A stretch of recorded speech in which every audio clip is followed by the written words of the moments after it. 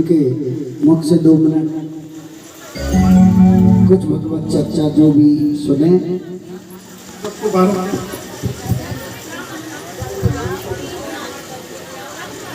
सबको बारंबार प्रणाम।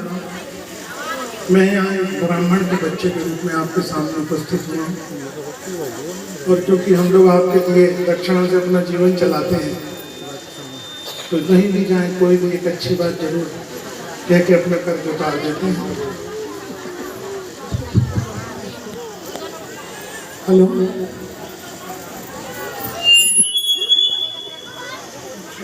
हेलो हेलो, देखिए इतनी सारी माताएं बहनें बैठी हैं और वो कोई भी आदमी जीवन में कभी तरक्की या सुख हासिल नहीं कर सकता जो अपने माता पिता का सम्मान नहीं करता। तो सबसे पहले यहाँ उपस्थित हर आदमी से निवेदन है कि आप अपने माता पिता का बहुत सम्मान करें और ऐसे भाग्यशाली बने जैसे मुझे ठाकुर साहब बुलाने के लिए गए थे जब मेरे कार्यालय में और उन्होंने अपने पिताजी के स्वास्थ्य के बारे में बताया तो जानकर मेरी आंखें भर आई थी कि आप तो बहुत भाग्यशाली हैं कि आपको पिताजी के स्वास्थ्य की इतनी सेवा करने का अवसर प्राप्त हो रहा है। हम लोग तो इतने भाग्यशाली भी नहीं रहे, जगह में बैठे ये भी भाग्यशाली नहीं रहे, मैं भी नहीं रहा सोच रहे। बहुत भाग्यशाली हैं आपके अपने पिता को इतना सुख दे माता पिता की सेवा करना। और एक जो विशेष बात है कि जिस घर में स्त्री का सम्मान नहीं होता, ये जो बैठी है लक्ष्मी साक्षात, इनका सम्मान नहीं होता, उस घर में कभी तरक्की नहीं होती, कभी कोई भी प्रोग्रेस नहीं हो सकती। रामायण के वृत्तांत आपको बताता हूँ, बहुत सारी बातें तो आपने सुनी होंगी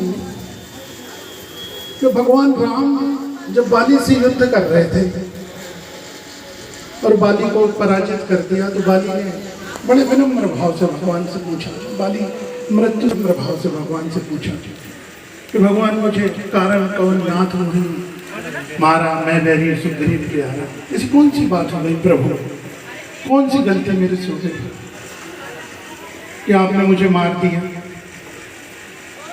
तब भगवान ने कहा कि अनुज बधु भगनी सुत नारी सुनो तत्कन्या समय चारी और नहीं कुदृष्टि बिलो कहीं जोई ताही विधे कुछ पाप न हो, कि जो अपने संबंधों पर बुरी दृष्टि रखता है उसके साथ तो वध कर ही दिया जाता है उसका। लेकिन एक बहुत महत्वपूर्ण बात जो सब लोग चूक जाते हैं और संभवतः सबके दिमाग में नहीं आती कि जब बाली युद्ध के लिए जा रहा था तो उसकी पत्नी तारा ने उसे रोका था। सभी मनुष्यों को उनकी पत्नियां एक बार मौका देती हैं। विपत्ति में जब भी आप जाने लगते हैं तो आप देखना कि आपकी ये ग्रह लक्ष्मी आपको एक बार रोकती है कि ऐसा नहीं करेगा। भगवान ने उसको बात बताई थी कि एक और कारण है बाली तुझे मारने का, और कारण वो है कि मूड तो ही अतिशय अभिमाना नारी सिखावन करस न काना, यह मूर्ख तू अज्ञानी अभिमानी आदमी, तेरी पत्नी ने तुझे समझाया। जब बाली युद्ध के लिए जा रहा था, तारा विद्वान महिला थी, पतिव्रता महिला थी, उसने कहा कि वहां मत जाओ, कौशले लक्ष्मण रामा काला ही जीत सके संग्रामा।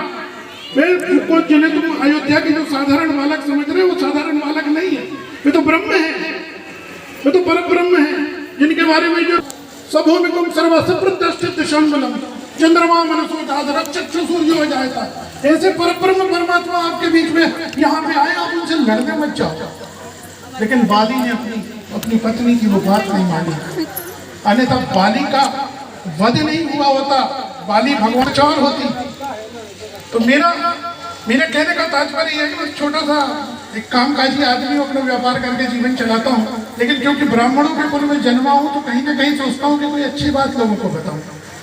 तो जब भी गाय बहाई कहीं कोई अप्रिय स्थितियाँ बनती हैं और आप क्रोध में आ जाते हैं, आवेश में आ जाते हैं, कुछ चीज लेने खरीदने सजोने के लिए जाते हैं, मकान बनाते हैं, तो अपनी पत्नी स्त्री माँ और पुत्री की सलाह जरूर करिए। मेरा दावा है जो व्यक्ति इस सलाह को करेगा वो कभी फिर नहीं होगा। इसलिए महाराज जी बैठे विद्वान है, इससे ज्यादा कुछ कहने की बात नहीं। आप लोग ताली बजा रहे हैं, लेकिन आप लोग भी एक बात याद रख लेना कि सीता जी ने एक और बात कही रावण ने कि जे बिन दे रखिए बिन बाती तैसे ही नाथ पुरुष बिन नारी। तो आपको भी लड़ाई नहीं करना अपने अपने पति से, आपको भी मिल के रहना और एक दूसरे के साथ रहें, मिल के रहें। और माता पिता जीवन की सबसे अमूल्य धरोहर अगर कोई है तो माता पिता। जो व्यक्ति अपने माता पिता का अपमान करता हो तो संसार में जीने का अधिकार नहीं है। इसलिए अपने अपने माता पिता का सम्मान करें, भगवान की सेवा करें और महाराज जी के मुख से सुंदर सुंदर बातें सुने। बस इससे ज्यादा मुझे कुछ आता नहीं। नर्मदे हर।